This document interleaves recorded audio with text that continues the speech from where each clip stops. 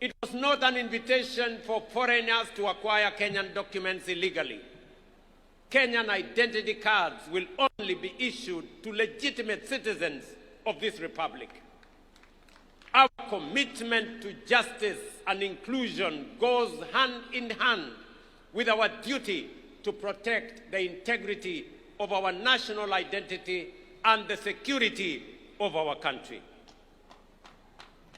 We did not abolish verification of citizenship. We abolished discrimination.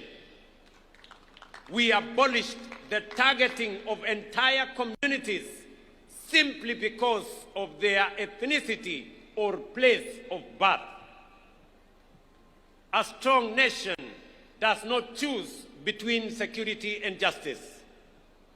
A strong nation protects both. That is exactly what we are doing.